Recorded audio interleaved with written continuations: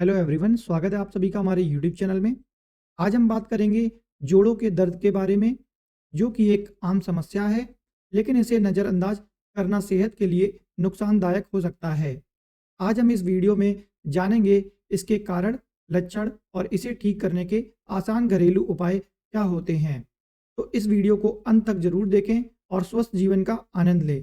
चलिए शुरू करते हैं। सबसे पहले हम इसके इंट्रोडक्शन की बात करते हैं। घुटनों में कट कट की आवाज़ आती है। एंड सेकंड पॉइंट आता है हमारा गाउट, और इसको हम लोग गठिया रोग भी कह सकते हैं। एंड थर्ड पॉइंट है हमारा घुटनों में सूजन रहती है। और फोर्थ है हमारा जोड़ों में दर्द होना। नेक्स्ट है हमारा it is a medical condition with problem of pain in bone and joints, यानी कि यह एक मेडिकल कंडीशन होती है जिसमें कि हमारी हड्डियां और हमारे जॉइंट में दर्द होता है। एंड सेकंड पॉइंट है हमारा main reason of pain is inflammation, यानी कि सूजन की वजह से हमको दर्द होता है। एंड अगला है हमारा दिस में occur due to so many reasons, इसके बहुत सारे कारण हो सकते हैं जिसकी वजह से हमको इन्फ्लामेशन और हमको दर्द देखने को मिलता है। अब हम बात करते हैं इसके कॉजेस की।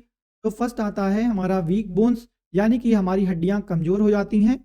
एंड सेकंड है हमारा इन्फ्लामेशन इन बोन्स, यानी कि हमारी हड्डियों में सूजन हो जाती है जिसकी वजह से हमको प्रॉब्लम देखने को मिलती है। एंड नेक्स्ट है हमारा पुअर न्यूट्रिशन। पुअर न्यूट्रिशन की वजह से भी हमको इन्फ्लामेशन या हमको पेन देखने को मिलता है। एंड नेक्स्ट है हमारा आर्थराइटिस। नेक्स्ट है हमारा बोन इन्फेक्शन, यानी कि अगर हमें अपनी हड्डियों में किसी तरह का इन्फेक्शन हो जाता है, जैसे डेंगू हो गया या टाइफाइड हो गया, तो वो भी एक मुख्य कारण हो सकता है हमारे जॉइंट पेन का। एंड नेक्स्ट है हमारा रियूमेटिक फीवर, यानी कि हमें फीवर आने की वजह से भी हमको पेन देखने को मिलता है। एंड नेक्स्ट है हमारा पैगेट्स डिजीज ऑफ बोन, यानी कि हमारी हड्डियों में अगर पैगेट्स डिजीज हो जाती है तो भी हमें पेन देखने को मिलता है। एंड नेक्स्ट है हमारा बोन कैंसर। नेक्स्ट है हमारा ब्रोकन बोन, यानी कि अगर हमारी बोन कहीं से ब्रेक हो जाती है या टूट जाती है तो भी हमें वहाँ पर पेन और इन्फ्लामेशन दोनों ही देखने को मिलता है। नेक्स्ट है हमारा बर्सिटिस। बर्सिटिस का मतलब होता है हमारी दो हड्डियों के बीच में एक फ्लूइड पाया जाता है। अगर उस फ्लूइड की कमी हो जाती है और उसकी वजह से हमें कोई पेन या हमें अपनी हड्डियों के पास इन्फ्लामेशन देखने को मिलता है तो उसको हम लोग बर्सिटिस कहते हैं। एंड नेक्स्ट है हमारा गाउट। नेक्स्ट है हमारा एनकाइलोजिंग स्पॉन्डाइलाइटिस, यानी कि यह एक अर्थराइटिस का प्रकार होता है या टाइप होता है जिसकी वजह से हमको पेन एंड इन्फ्लामेशन देखने को मिलता है। एंड नेक्स्ट है हमारा विटामिन डेफिशिएंसी, यानी कि विटामिन की वजह से भी हमको ये डेफिशिएंसी हो जाती है, जैसे कि हमारी बॉडी में vitamin K27, vitamin D3, calcitriol, vitamin B12, methyl कोबेलामीन।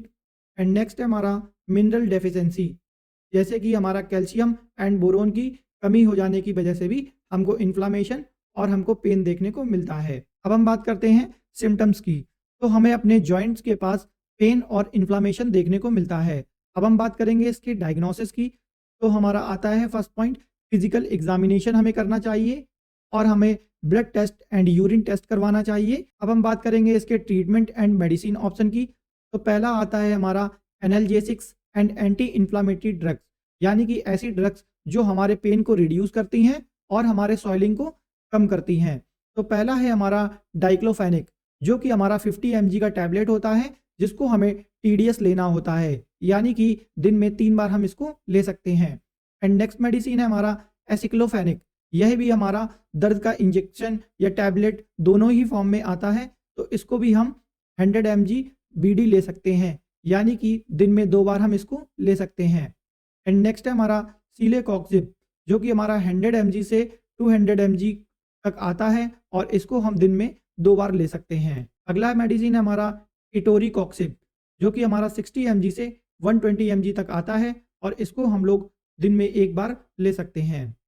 अगला है हमारा कीटोडोलेक, जो कि हमारा 200 से 400 mg तक आता है और इसको हम लोग BD और TDS दोनों खा सकते हैं डॉक्टर की सलाह से। अगला मेडिसिन है हमारा पैरासीटामोल। हमको दर्द और इन्फ्लामेशन की वजह से हमको फीवर आ जाता है, तब हम पैरासीटामोल का यूज़ कर सकते हैं। अगला मेडिसिन है हमारा कीटोलोरेक, जो कि हमारा 10 mg से लेके 20 mg तक आता है और इसको हमें ओरली लेना होता है और इसको हम 6 घंटे के अंतर में ले सकते हैं। और 15 से 30 mg हम IM और IV रूट से ले सकते हैं 6 आवर के बाद। मैक्सिमम हम लोग दिन में 90 mg तक पर डे इसको ले सकते हैं। अगला मेडिसिन है हमारा पिरोक्सीकैम, जो कि हमारा 20 mg का होता है और इसको हमें दिन में 2 बार लेना होता है और इसको हम लोग एक बार भी ले सकते हैं। अगली क्लास है हमारी disease modifying anti rheumatic drugs, यानी कि ऐसी ड्रग्स जो हमारे इम्यून सिस्टम को बूस्ट करती हैं, जैसे कि rheumatoid arthritis, psoriatic arthritis and lupus. तो इन सारे केसेस में हम लोग इन मेडिसिन का यूज़ करते हैं। जैसे कि हमारा पहला मेडिसिन आता है सल्फासेलाजीन, जो कि हमारा 1 ग्राम से लेके 3 ग्राम तक आता है और इसको हमें पर डे लेना होता है। इसको हम दिन में 2 से 3 बार ले सकते हैं।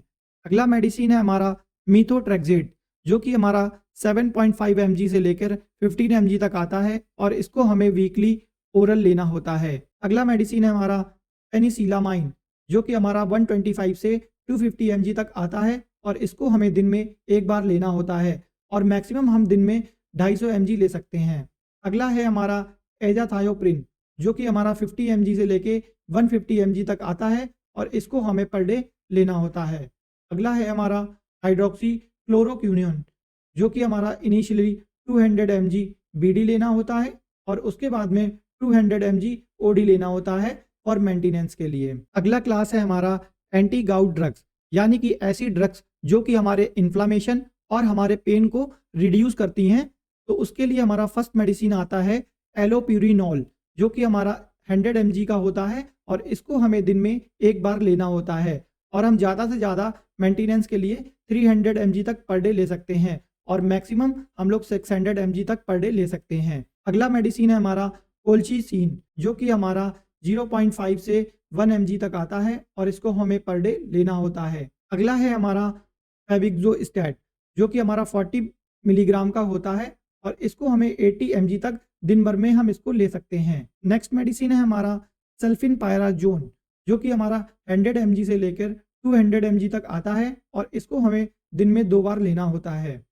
अगला है हमारा प्रोबेनेसिड, जो कि हमारा 0.25 से लेके 1 ग्राम तक आता है और इसको हम लोग दिन में 2 बार ले सकते हैं। अब हम बात करेंगे अपने 5th पॉइंट की, यानी कि हर्बल मेडिसिन्स।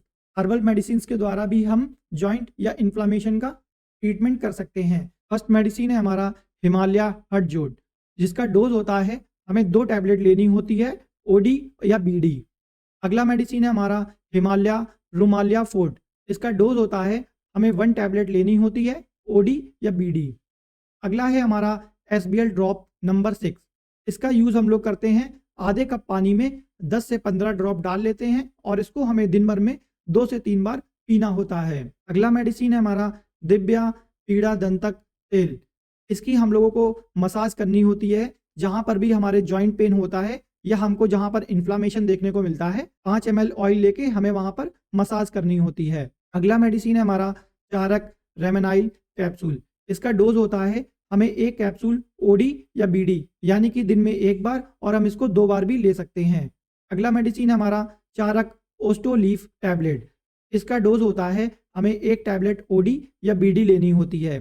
अगला है हमारा वैद्यनाथ योगराज गुगलू, इसको हमें 1 टैबलेट OD या BD लेनी होती है। अगला क्लास है हमारा supplement for vitamin and mineral deficiencies, यानी कि विटामिन एंड मिनरल की कमी की वजह से भी हमको ये कमियां होती हैं, तो हमें कौन से विटामिन एंड मिनरल्स लेने चाहिए।